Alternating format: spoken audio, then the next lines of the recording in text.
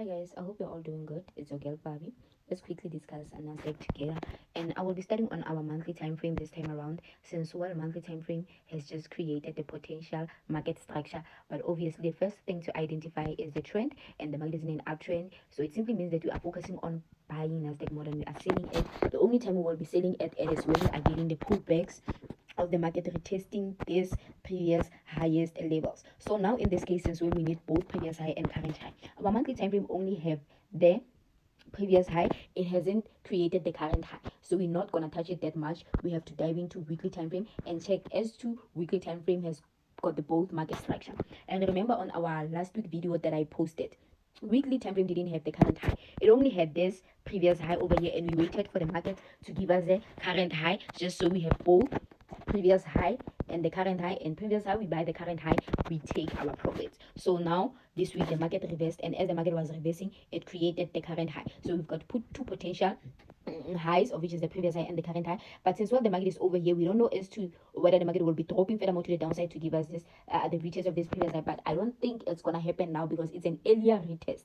So on a bigger time frame, usually after the market created the high and broke out of it, it gives us at least a long-term impulsive movement before it retests that previous high. Just so by the time it retests, at least it gives the sales long-term opportunities in Yana for about 3 months, 6 months, you get it, to get the sales. But then it doesn't necessarily mean as a change of direction when we get the sales on Nasdaq. It is just the retest of bigger time frame because they do take time.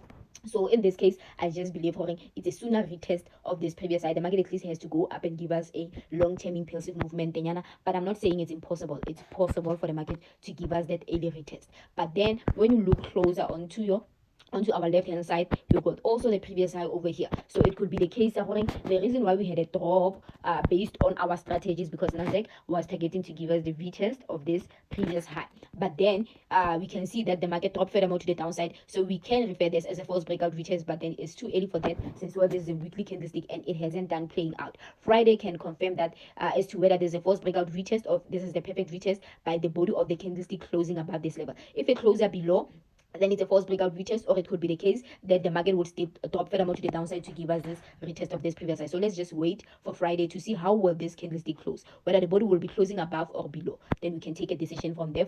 Then let's dive into daily time frame and check the information for daily time frame. And on our daily time frame, we also have to do the same thing. We have to identify our current high and our previous high. Then on our weekly time frame, on our current and previous high, we can see that the market dropped furthermore to the downside. So it simply means that the market did not respect this daily previous high. It dropped furthermore to the downside. And then if it happens that market drop furthermore to the downside of a certain time frame, let's say H4 time frame, the market dropped furthermore to the downside, you go to daily time frame. If the market daily drops furthermore to the downside, you go to weekly time frame. You do not go to smaller time frame, you go back to bigger time frame, the same way you do top down analysis when you analyze. However, with the market dropping furthermore to the downside like this, like I said, we have to go to a weekly time frame to check is there any potential previous high over here. And yes, there's this potential previous high over here that could result in the market dropping furthermore to the downside. And now we have to find out based on smaller time frame for more information on what is happening. So now if you go back to weekly time frame and identify that smaller than a previous high that we identified, we have to check now as we dive into daily time frame what is happening closer to that price. And then when closer to that price, what is happening is that the market broke furthermore to the downside. But then since it's still today, this daily time frame, it has to confirm as to whether it will be closing above, or this is a false breakout retest, or as to whether we are continuing with the downside. But when I look onto my left hand side over here, there's also a daily previous high that was retested with a false breakout retest before. The market gave us the breakout and false breakout retest. And usually when market gives us a false breakout retest, it tends to go back to your levels and give you a perfect retest. So I thought as much, and this could be a false I think a perfect retest of this previous high over here. But then unfortunately the market retested again halfway and rejected to the upside. So now when I look again onto my left hand side, okay, there's a smaller than a previous high again there, and then it seems like the market is rejecting that level to the upside, or this high over here. This is the high that I'm referring to. You can clearly see it on the line chart. So you might find out that the reason why the market did not give us a retest on this level, it was targeting to give us a retest of this high over here. It could also be the neckline of this scansenyana double bottom, and then from here it simply means we would be going up. You get it? So now let's go to H4 time frame, which is the last time frame we use to analyze the market structure and see what is actually happening. So now on our H4 time frame, you can see lower